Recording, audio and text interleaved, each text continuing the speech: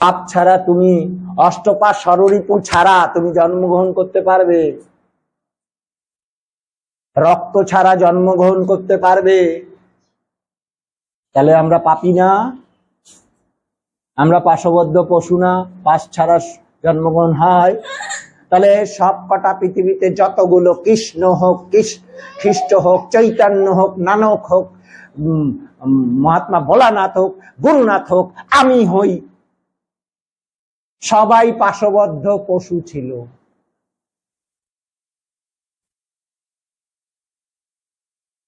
পশুত্ব থেকে মনুষ্যত্বে রূপান্তরিত করতে হয় নিজেকে, মনুষ্যত্ব থেকে দেবত্বে রূপান্তরিত করতে হয়, দেবত্ব থেকে ঈশ্বরত্বে মানে পরমপিতার দর্শন লাভ করতে হয়।